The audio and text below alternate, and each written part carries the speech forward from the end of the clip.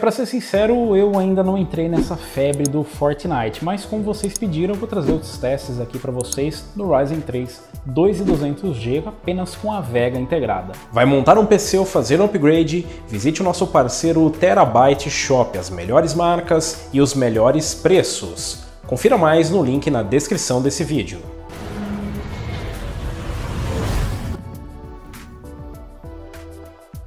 Bom, que começou aí como um joguinho meio cartoon, acabou ultrapassando o que era febre no momento, o Battlegrounds, e hoje o Fortnite tem uma base instalada aí maior do que o Battlegrounds, né? Então acabou ultrapassando, galera. E vocês pediram, vou trazer o teste aqui para vocês então com o Ryzen 3 2200G e a Vega 8 integrada. Bom, primeiro eu preciso entender um pouco o game, porque como eu disse, eu não caí nessa febre ainda. Não faz muito meu estilo de jogo e eu ainda prefiro Battlegrounds, mas acabei fazendo os testes ali e precisei entender um pouquinho melhor como funciona, então eu fiz muitos testes aqui, rodei vários testes em várias configurações para entender aqui como funciona e descobrir qual era a melhor configuração para trazer para vocês, o que vocês conseguiriam extrair melhor com o Ryzen 3 2200G. Então a primeira coisa que eu busquei aqui foram 60 FPS a 1080p. Então eu fiz ali algumas configurações de vídeo e fiz os testes e rodei aqui para vocês. Então com a configuração estoque, memória em 2400, com a resolução em 1080p, com algumas alterações custom ali, não usei nenhum preset, né, porque os presets ali acabam jogando, por exemplo, sombra, que força um pouquinho mais. Eu consegui ali uma média entre 50 e 55 FPS, próxima dos 60 FPS, em 1080p. Eu fiz também uns testes em overclock. Eu imagino que a maioria do público, né, busca uma configuração custo-benefício e tal, não tem muita intimidade com esse tipo de ajuste, mas de qualquer forma, como eu disse já em outros vídeos, é bem fácil fazer overclock aqui quando você tiver uma plataforma estável, uma BIOS mais estável, você consegue fazer overclock aí de GPU, CPU e mesmo de memória tranquilamente no Ryzen 3 2200G até pelo Ryzen Master, pela ferramenta aí que a própria AMD fornece. Então eu consegui um aumento ali nas médias, em 720p manteve ali perto dos 100, 140 FPS, então oscilando ali, né, tem momentos que cai para 90, 100 FPS e aí a maior parte do tempo fica entre 120 e 140 FPS. Em 1080p a média ficou próximo dos 70 a 90 FPS, fazendo algumas alterações ali na escala de resolução, porque se eu utilizasse a mesma configuração que eu utilizei para estoque, eu ainda ia ter aquelas quedas para 55, 50 FPS e não é exatamente isso que eu queria uma experiência acima de 60 FPS para que você pudesse travar aí a 60 FPS no seu monitor. Então, 70 a 90 FPS, com algumas quedas ali ainda para 65, 60 FPS, mas o mais importante, uma média acima de 60 FPS com quedas acima dos 60 FPS. Então, oferecendo uma experiência fluida e uma experiência mais equilibrada ali para quem busca, enfim, uma performance legal para o multiplayer, né? Então é um game que não é exatamente um tiro em primeira pessoa, mas enfim, é legal que você mantenha aquela fluidez para não ter de repente aquelas lentidões, né? Você começa a sentir que o frame time está mais alto, você começa a sentir as lentidões ali durante o gameplay.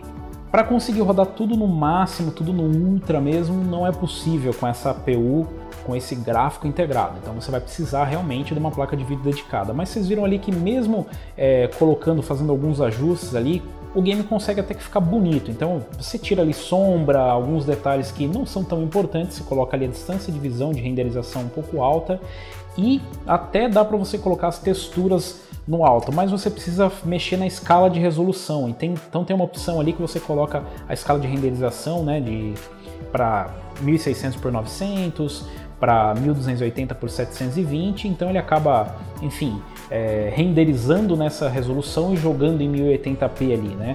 E aí você consegue sim uma média mais estável de 60 FPS, mas com a textura no máximo, que é o que eu gostaria de colocar aqui, eu não consegui nada com 1080p e a escala em 100%. Então você tem que deixar ali ou a escala automática ou você ir baixando ela ali para você conseguir uma configuração. De qualquer forma, que eu disse, sou eu que estou fazendo essas exigências aqui para o game, para ele rodar 60 FPS, porque é o meu ponto de vista, né, na minha experiência aqui que eu tive com o game, eu não achei o game visualmente tão lindo para necessitar de tanto hardware. E realmente ele não precisa, você consegue atingir ali 100 FPS em 720p, 100, 120, 130, 140 FPS em alguns locais, ou seja, dá uma experiência para lá de fluida. Depende muito da sua exigência. Se você quer apenas um 60 fps em 1080p ali, você vai conseguir isso, nem que você tenha que mexer em escala de resolução e tal. É estranho que o game exija tudo isso de hardware, mas enfim, ele acaba sendo mais acessível do que o Battlegrounds, por exemplo, que eu trouxe o teste aqui para vocês. Vocês viram ali que não dá para alcançar os 60 fps em 1080p. Com nenhum tipo de alteração e nem overclock. Para isso você precisa baixar para 720p para você ter ali uma média de 60 fps, enquanto que no Fortnite você consegue obter isso fazendo alguns ajustes ali. Então o principal ajuste que eu acredito que vai fazer é colocar ali, mexer na escala de resolução e você brincar com os detalhes. Então coloca da sua preferência, você vai alterando, pode até testar os presets ali, recomendo você tirar as sombras, tá? Isso aí vai afetar bastante o desempenho pela experiência que eu tive aqui. E, enfim, eu acredito que o mais importante ali não é os efeitos, não são esses outros detalhes. Seria mais uma escala, né, a distância que você vai visualizar, né, que vai renderizar, e a textura. Eu vi que para você ter uma qualidade visual legal, você precisa colocar a textura no Epic, então isso força bastante. Mas se te agrada, você pode diminuir, você vai ter uma boa performance em 1080p, tranquilamente, conseguir manter uma média acima de 60 fps, como vocês viram aí nos testes. As quedas serão bem esporádicas, não vai prejudicar, e o único detalhe é isso, você não vai conseguir colocar no Epic. Para colocar no Epic você vai precisar colocar ali, fazer um overclockzinho. Então a conclusão que eu tiro é, se você está pensando numa configuração acessível para jogar o Fortnite, sem fazer grandes ajustes, sem precisar ser o manjador do hardware, monta um Ryzen 3 2200G, você vai conseguir um bom desempenho se você quiser rodar em 720 ou se quiser rodar em 1080p.